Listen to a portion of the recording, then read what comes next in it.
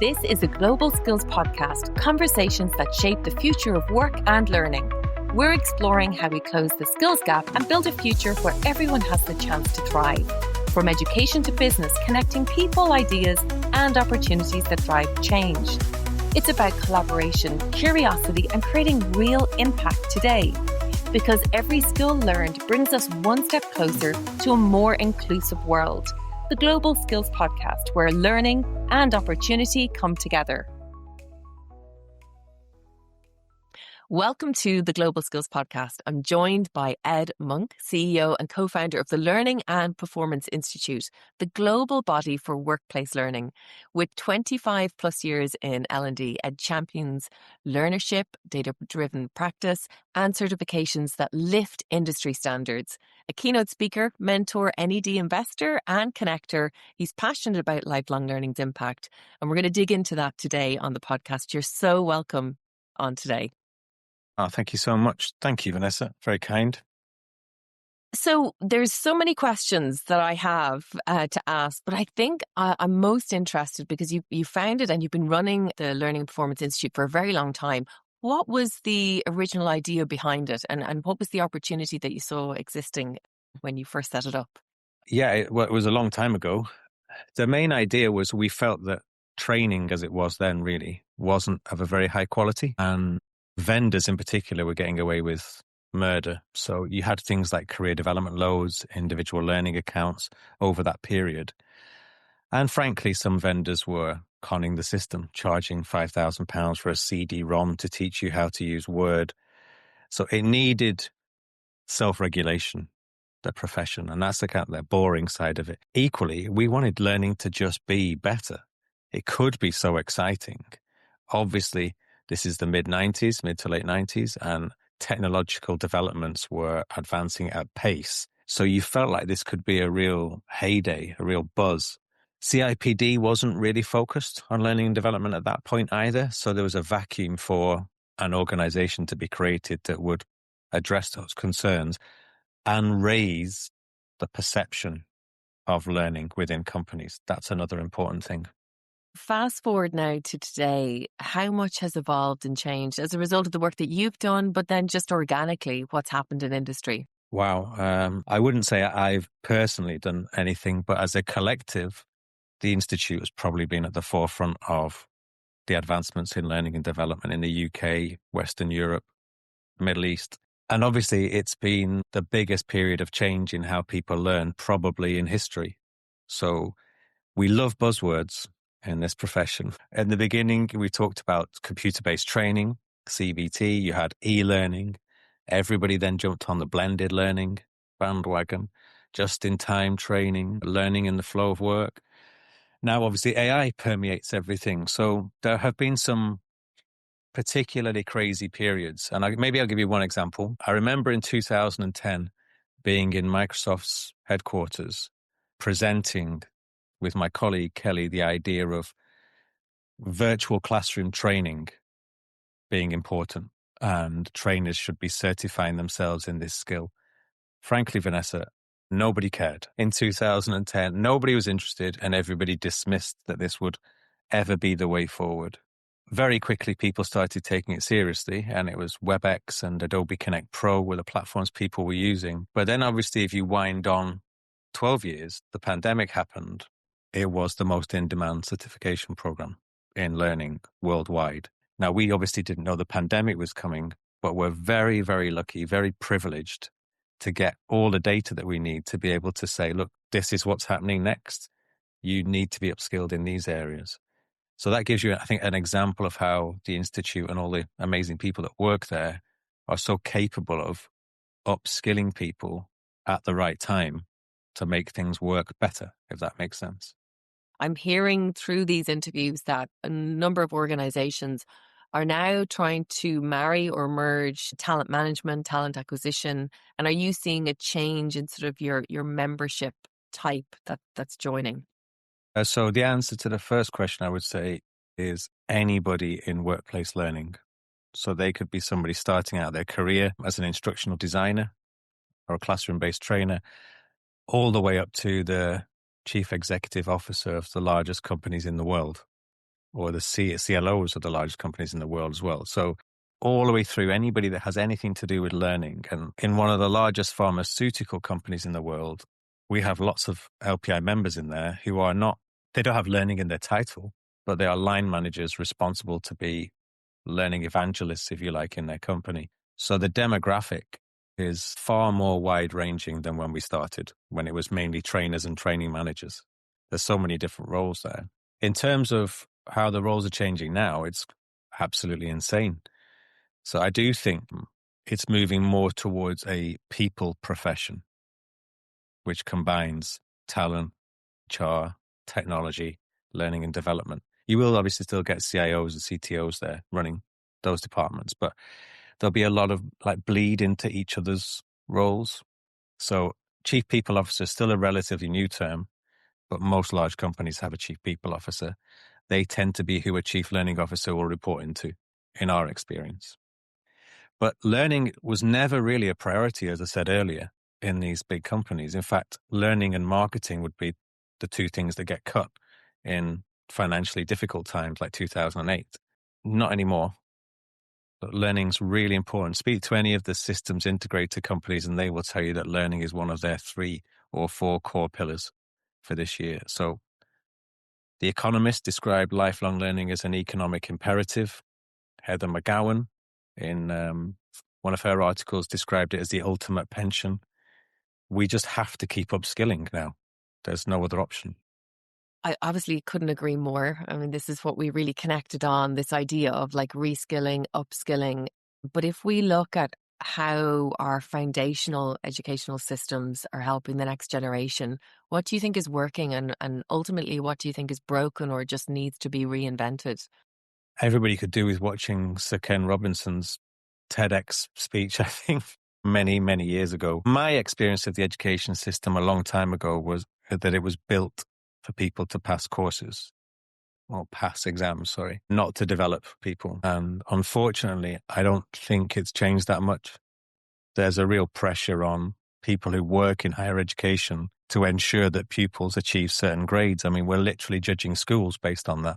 So I don't think we're providing people with the skills for employment other than the obvious career-orientated degrees that people would do. And I think, maybe controversially, but most parents would agree that the cost of putting a child through university, for example, is incredible. It's extortionate, with still very little chance at the end of them having the security of guaranteed employment. So we're creating a debt crisis amongst young people as well then. So there's a lot to do. And I think the really great employers are investing in young people right at the beginning. They're not expecting them to work super hard in their roles. They're actually considering as a route to success in their organizations. My daughter has actually done an internship with L'Oreal for a year, which is an incredible organization. She learned so much. And that is the link, I think, between academic success and also personal growth, which will lead to employment success. So it does still need a lot of work, I think. Yeah, I was going to ask you about that question, like who bears the brunt of the responsibility? And I think up until now, the finger has always been pointed at higher education, but industry can play a much bigger role. And I know government have invested heavily in apprenticeship programs, but I've seen firsthand and in some of the interviews, companies launching their own internal academies, a bit much like your daughter's experienced. And I don't know if you saw the CEO of AWS, Amazon, has come out saying he really feels his kids need 3 skills that are actually all connected to human skills. Are you seeing a shift in companies now when they're considering their L&D? Are they actually talking about what are the skills needed on the L&D to kind of close the gap? Or are we not there yet? No, we're definitely not there yet. Actually, again, I don't want to sit on the fence here. I feel like it's my duty and my role in what I do to say what's really happening, in my opinion. For about 8 years, the World Economic Forum has outlined the most employable skills, and consistently 3 of the top 5 have been what we used to call soft skills. Now we'd probably refer to them as human skills, and they can be critical thinking, creativity, problem solving, team working. So tech is really important. Obviously, it's 2025 and all the developments that are happening. But even the CEO of Google, DeepMind, said the other day that the most important skill for young people for 2025 is not coding. It's learning how to learn. So I mean, considering who is saying that, that's a pretty incredible statement. And I think it's changed everything. There are many people who work in our profession, like Lauren Waldman, who are really proficient in learning science, and how we actually learn. And it's getting to be fascinating for me how technology is going to permeate how we're able to learn. It's also really dangerous. If we look at kind of the use of generative AI tools now, we don't have the context for those answers. We're just being given the answers. It's sort of peak Dunning-Kruger effect now with the masses at the top of Mount Stupid. We've got an opportunity, I think, within companies to create incredibly meaningful learning experiences and combine what is great to be human with what is great about technology to drive real performance. And that's for the company and for individuals. The companies that get that right are going to be really successful. So if they can maximize human intelligence and artificial intelligence to drive the performance of the business, I believe that to be the ultimate equation for commercial success. I couldn't agree more. As you were talking, I was thinking of that survey where, they analyzed people who were just learning with no tools supporting, then the people that were learning with the Google they could use, and then those that were using OpenAI or the equivalent. And they actually showed how much of the brain was being used. And I think that if we're not careful and we're not really encouraging this lifelong learning and upskilling and reskilling, it's going to be even harder for us to tap into it in the next year or two. What do you think companies can do to incentivize workers to really jump on the L&D lifelong learning bandwagon? I think there's the philosophical side of it, and then there's the practical element. So philosophically, the biggest challenge, according to our data for chief learning officers, is time. So their colleagues having time to learn and building a learning culture or engendering a learning culture, because you can't really build a culture, creating that psychologically safe environment. When companies are under pressure, they're not going to prioritize learning.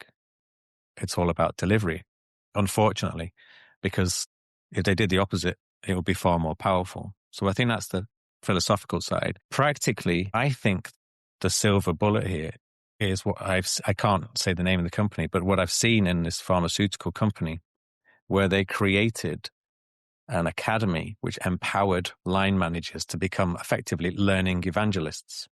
So they're not learning professionals. They're not going to train anybody or create learning content, but they are going to be pushing for people to be developing themselves. And they're going to be given the freedom to do that.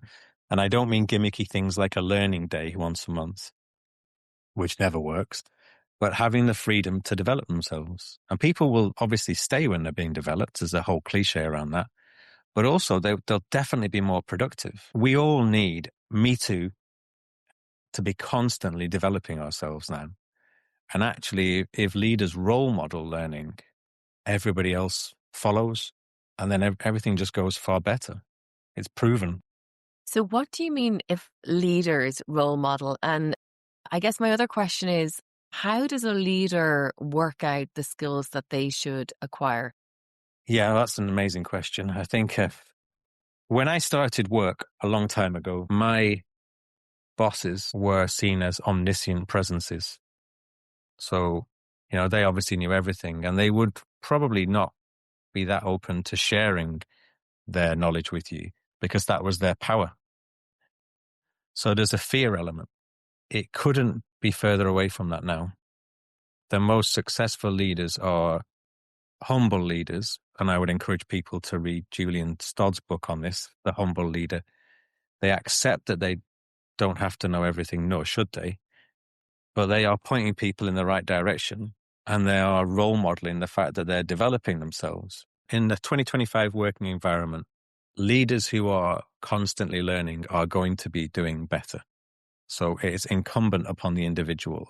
There was I can't remember who wrote it, but a really great article about who owns learning now. Is it society? Is it the company? Or is it the individual? And obviously the answer is all three.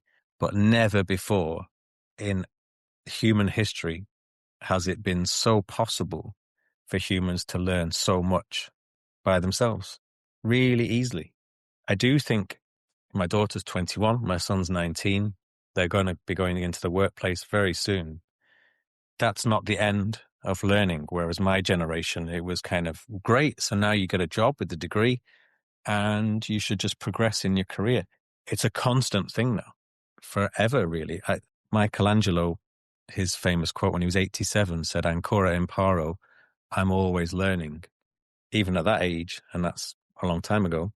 So I think that's what needs to happen from this point forward. And if you want everybody to be doing that within your own company, your question was, what should leaders do? Then leaders need to be showcasing what they are doing to develop themselves all the time, publicly, so that other people feel like it's possible and they have the permission to do that. Yeah, it's a really good point about the leaders, because typically L&D is a very separate division, a bit like recruitment and talent acquisition. Mm. Some of the companies we work with on the skills passport, one of the reasons that they consider it is because companies have invested huge amounts in, I won't name names, but large learning licenses. And when you actually analyze the completion rate of the courses, in some cases it's below 10%. And I've really been thinking about that, of like, well, why is it so low? If you make all of these courses readily available to people, why are they not clear on what skills they need to acquire? One of the reasons we do the passport is it helps someone work out their gap, and then they can work out the course. But when a company invests a substantial amount in, say, a license for lots and lots of courses, why is the completion rate by employees, when they're made available to so many courses, so low? I'm often quoted on this. It's what I would refer to as the convenience efficacy paradox. So everybody has been driven towards what is convenient, whether that's in our own personal lives, if you think about the evolution of shopping in the last 50 years, or whether it's at work. And we've been encouraged and sold to by vendors who will say, we've got the biggest library of content. Ours is the fastest access to content on this platform. And I know companies that have between 25 and 30 learning experience platforms, global companies. Who bought the 26th, who bought the 27th, thinking that's what we need, that's what's missing. So it's obviously no longer about content. It hasn't been about content for a while. It is about context, and it's about meaningful experiences when it comes to true change and transformation. So why do I think it's so low? Because most people who are buying learning experience platforms believe that the purchase of the platform is the end of the story, and that by doing that, they have built learning.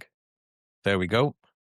Everybody's got a license to that. Even if it's LinkedIn learning, join our company and you will get, like everybody, a LinkedIn learning license.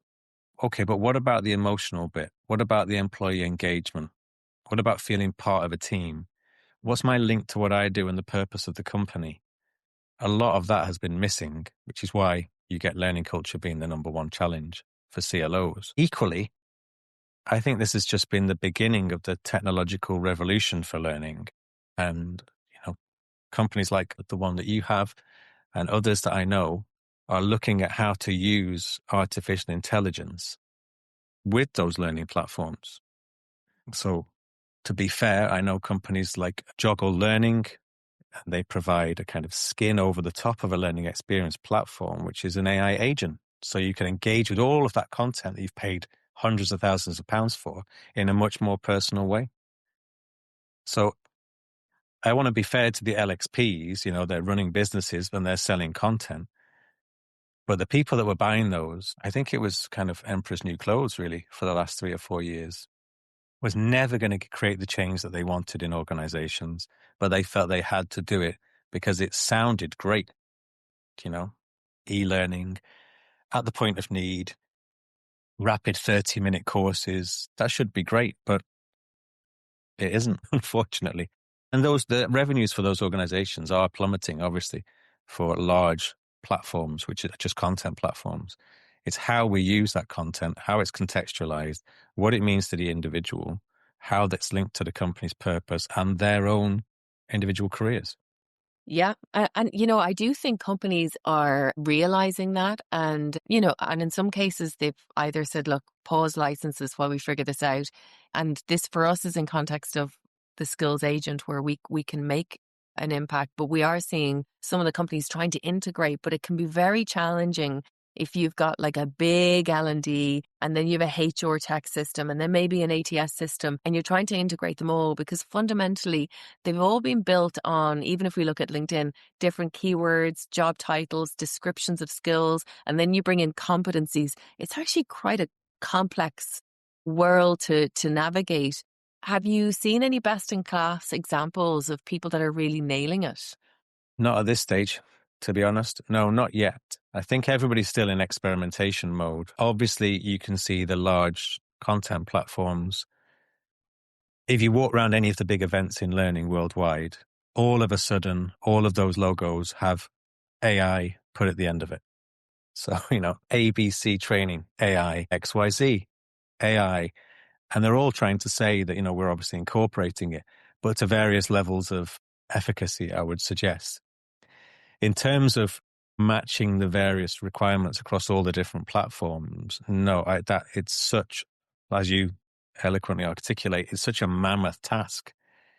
However, I would probably say watch this space when it comes to the single biggest platform for people to network in a corporate environment and their links to technology providers, because I'm pretty confident that there's about to be a very significant announcement in terms of learning, job spec, competencies across all jobs anywhere in the world, not just within organizations.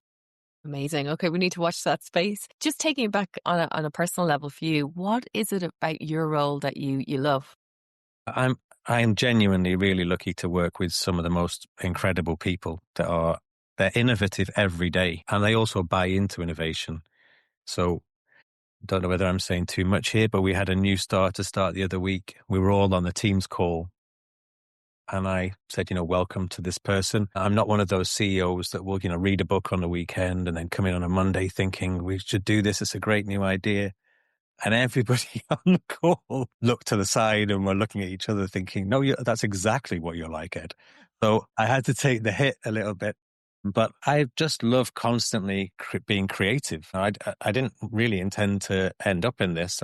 My degree was a English and European literature degree with Italian.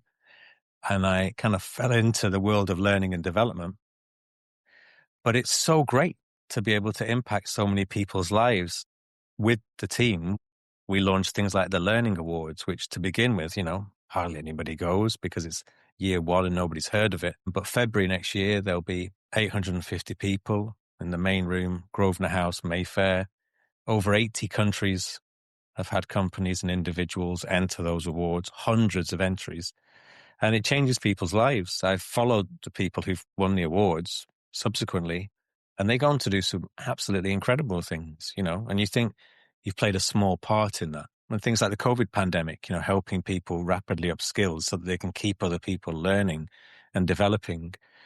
It's incredibly rewarding having done the job that I've done. But my favorite thing would have to be the people that I've been able to work with, including at the beginning being mentored by somebody who's just so humble and incredible, Colin Steed, vastly underrated person in terms of, when people talk about the significant thinkers in learning, he never seems to make it on the list, but he was the guy behind the scenes running everything really.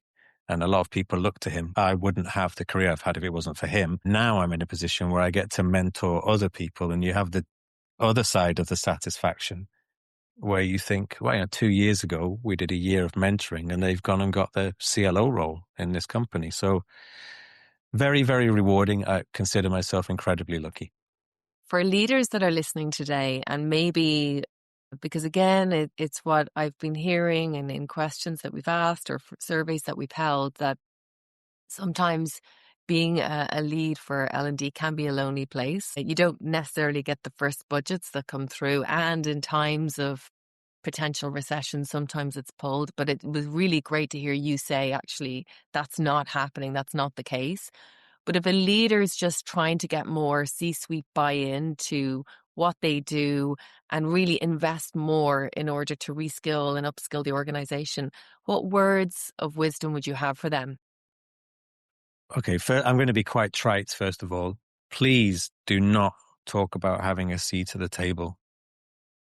I'm so sick of hearing that phrase because it implies that permission is required or you're fighting for a seat. You've just got to make it happen. You have to be able to demonstrate impact. It can't be seen as a cost center. So if you can't link the learning experiences that you're creating all the way through to commercial success for the business, then anybody that's running the business is going to question the value of learning when times get tough. That's just nature, really. That's what's always going to happen. So whenever anything is being purchased or designed or rolled out, ask yourself, how is this affecting the profitability of the organization? And it's amazing how suddenly you will be taken seriously. That would be my honest answer. I won't do the politically correct answer, actually. That's my honest answer. Okay.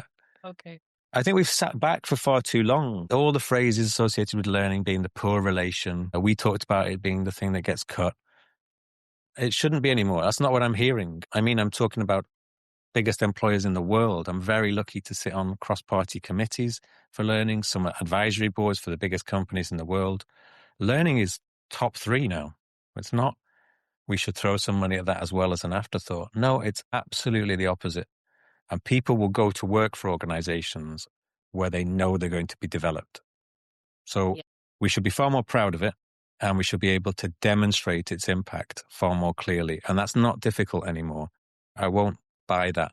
It's not impossible to measure. Just stop measuring how many people have gone on the courses and start talking to C-suite about what they want out of learning rather than shying away from that conversation.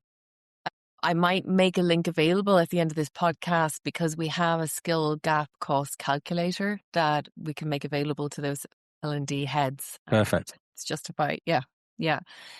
Skills England has obviously been set up as a way of connecting L&D with higher education, with government, with schools, the full remit. It's quite a broad thesis that they have. What do you feel is the future for the UK and global when it comes to L&D and closing the skills gap? And the thesis of this podcast is not leaving people behind. There's a universality to learning now, I think, that has never been there before. And we can thank, ironically, generative AI for that. But it would be a huge mistake to think that that is the answer. Most CLOs have purchased learning experience platforms thinking it was the answer without thinking about the human side.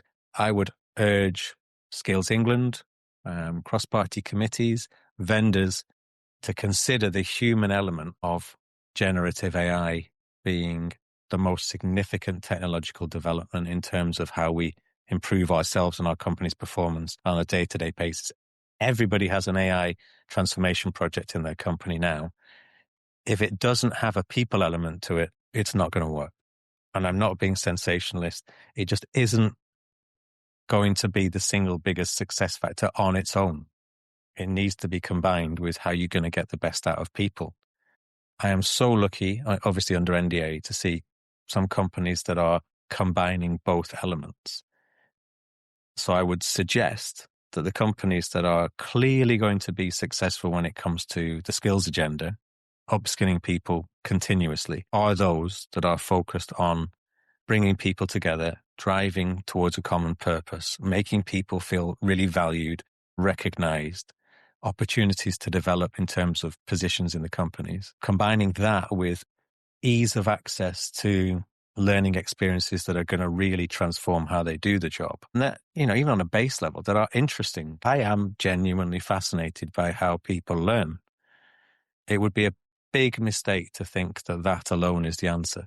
One of the fastest growing companies in learning and development that I'm seeing at the moment is a company that has absolutely nothing to do with technology whatsoever. A company called Do Think Do. I have no personal affiliation with them. And they use actors in a classroom environment 2 or 3 day workshops looking at communication skills, and people love it. And honestly, Vanessa, I think people are going to start to feel a little bit like it's too much with the ease of generative AI. And the example I would use, I guess the comparison or metaphor analogy is, it's never been easier to listen to music or to watch a concert on YouTube. But people like me will still pay a stupid amount of money to stand in a field and watch a band from the 90s go through their songs, because I want to be part of an experience. And I can tell you now, in 30 years' time, when I look back on what are the great things that I enjoyed in my life, it won't be when I downloaded the playlist on Spotify for an artist that I liked. It will be that evening. If we take that into learning, what do we really want to do with people? Do we want to develop them, or do we want to make it easier for them to access quick answers? Homeostasis is the principle that we're talking about here, where we're constantly making things easier as human beings. Now we need to go the other way. People will still pay quite a bit of money, if they have the money, for a sourdough from an artisan farmer's stall. Why? Because it's an experience and they think they're getting something special. So I think we can learn from that. Aren't we, Ed? That's what I get every Saturday. No, tell me about it. I think as you were speaking, my hope is for the younger generation, because I think especially those that are coming through higher education at the moment, they obviously were at that fundamental age of when their personality was developing and the pandemic hit. So they missed out on those critical few years of developing what you're talking about. And as you described learning in that way, I mean, meeting someone in person, being in an environment where you can really feel the energy. I remember going to an event, a Dr. Joe Dispenza event, and it was in Poland. And I remember landing in the airport, and it was an interesting feel. The vibration was low in the country, and we drove to the hotel and we walked into the room, and he's teaching for the weekend, and it's to do with advanced meditation techniques. But the energy in that room and the energy from him, I will never forget that. And the skills I acquired from those 2 days, you couldn't put a price on. And I hope for the young people, for even the people that are reskilling mid-career, we don't lose that. I don't think we will, actually. I might be alone in this, but maybe I'm not now listening to you. I have a massive amount of confidence in this generation. I think they receive far too much criticism for being the lazy generation, and, they want everything, and the entitled generation. I don't know how I would be if I'd been brought up in an environment where it was automatic to have an iPhone with access to everything from whatever age parents decided they would have them. I really don't know how I would have ended up, to be honest.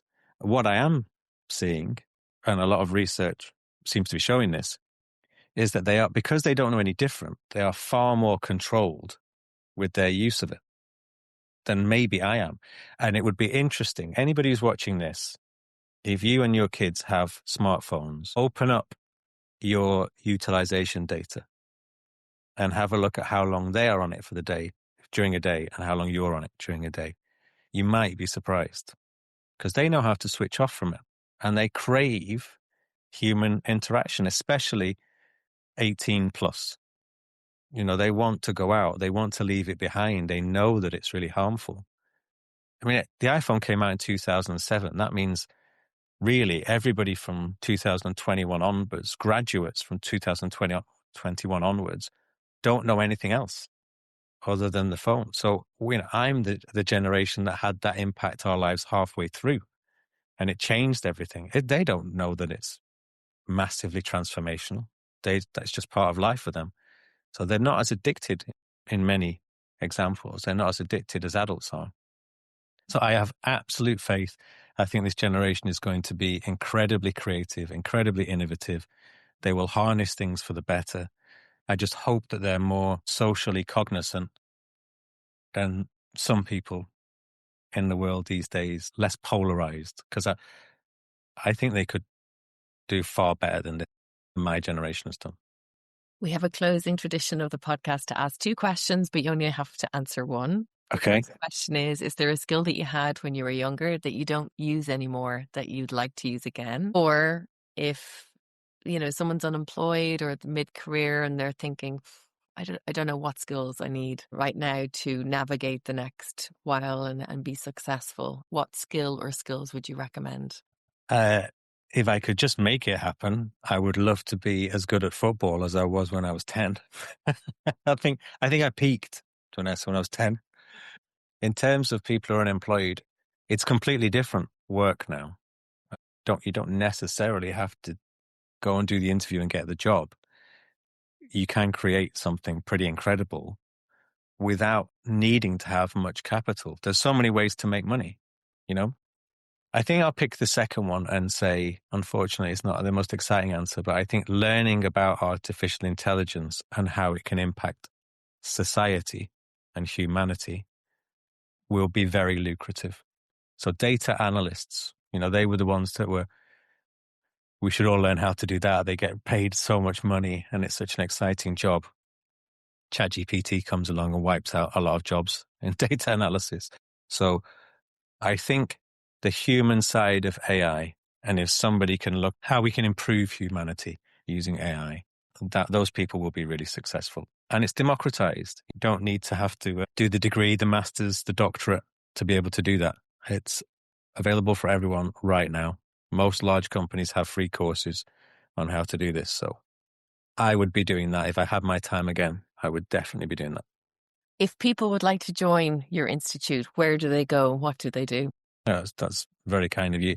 First of all, it's a not-for-profit institute, so it genuinely exists for the benefit of the profession. The website is thelpi.org, and you can find out how to join on there. Okay, thank you so much, Ed. We'll make sure to include the link below the podcast. Thank you so much. You didn't hold back, and I'm very grateful for that. It's been a pleasure. Yeah, and I think for me, from the moment we first engaged, because we've talked a couple of times now, but what comes through is that you completely embody the humble leader, and I think it'd be inspirational to others. So thank you again for being here today. Oh, it's really nice of you. Thank you so much. Yeah, thanks. Whether you're leading a business, shaping education, planning your next career move, or just starting out, you're part of a global conversation about how we learn, work, and grow. If you've enjoyed this episode, tap subscribe so you never miss the latest insights. And if you have a moment, leaving a quick rating really helps people find the show. For early access to new episodes, event invitations, and the chance to connect with others driving real change, join the community at globalskillspodcast.com. The future of skills belongs to all of us. Proudly sponsored by Abodu, empowering organisations and educators with world-class skills technology to build a better future for everyone.